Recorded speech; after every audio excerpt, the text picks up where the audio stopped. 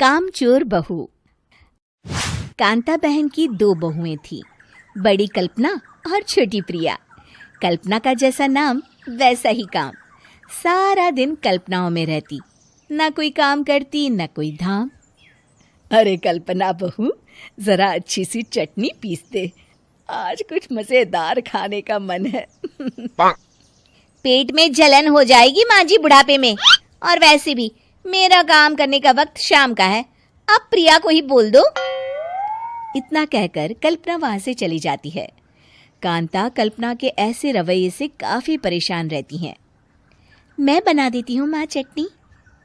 ऐसा बोलकर प्रिया माँ को चटनी बनाकर प्लेट में खाने को देती है कि तभी वहां कल्पना आ जाती है। अरे वाह चटनी, जरा चख कर तो देखूं, बड़े दिन हो गए। अरे नहीं बहू, तू तो रहने ही दे चटनी खाना, पेट में जलन हो जाएगी।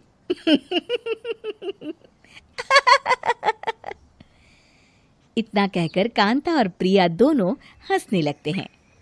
कल्पना सारा दिन या तो मोबाइल में यूट्यूब देखती या फिर सोती रहती। उसका कमरा भी बिखरा और गंदा रहता।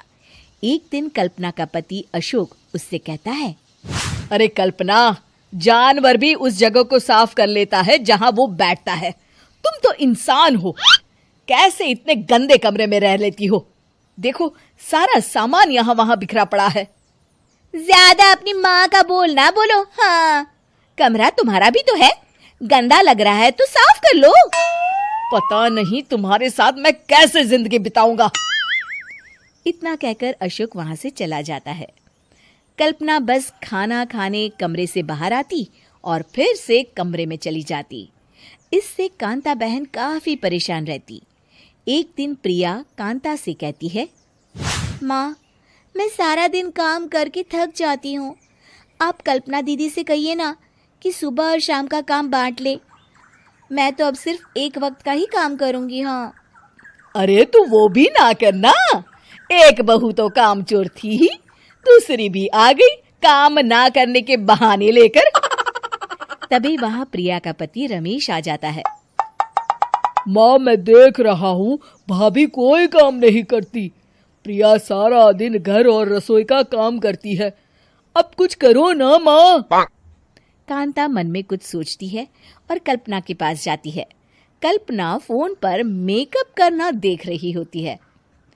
कल्पना, तुम सारा दिन बस मोबाइल देखती हो, घर का कोई काम भी कर लिया करो। प्रिया सारा दिन काम करके थक जाती है। आज से मैंने फैसला किया है, एक वक्त का काम तुम करोगी, सुबह का खाना तुम बनाओगी और रात का प्रिया। आप लोगों ने काम को हव्वा बना रखा है। अरे पता नहीं थोड़ा सा ज्यादा काम करने में आप लोग घबरा क्यों जाते हैं। और हाँ, बहुत ज्यादा प्रिया की तारीफ मत करिए मेरे सामने, बड़ी बहू तो मैं ही रहूंगी। मैं कुछ नहीं जानती, कल सुबह मुझे वक्त से खाना चाहिए, रसोई में आ जाना, वरना कल से तुझे खाना नहीं मिलेगा। अगली सुबह कल्पना रसोई में नहीं आती है। वो देर से सोकर उठती है और बाहर आकर कहती है, अरे भूख लगी है, आज खाने में क्या है? इतनी देर हो गई, आज किसी ने मुझे उठाया भी नहीं, पता नहीं कहाँ है सब। कल्पना को घर में कोई नहीं दिखता। वो रसोई की तरफ जाती है जहां बड़ा सा ताला लगा होता है। अरे रसोई में ताला! ओ, मैं तो भूल ही गई थी। माँ ने आज से सुबह का खाना मुझे बनाने को कहा था। हे भगवान, इतने लोगों का खाना बनाना क्या आसान है? तभी घर के सारे सदस्य बाहर से वापस आते हैं। वाह माँ जी, मजा आ गया छोले भटूरे खाकर। मेरे मुंह में तो अभी भी स्वाद आ रहा है। अरे कल्पना, तेरे भरोसे रहते तो हम तो भूखे ही रह जाते। कल्पना को बहुत गुस्सा आ जाता है।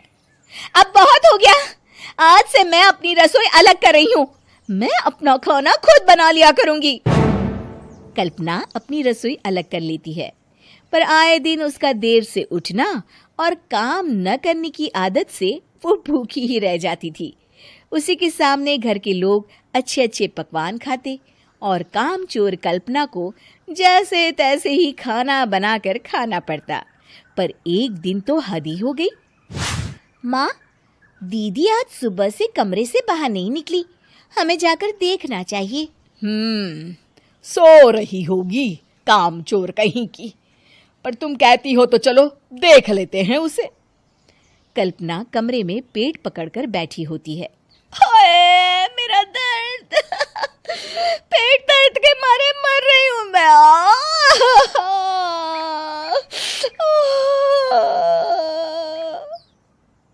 अरे दीदी, क्या हुआ?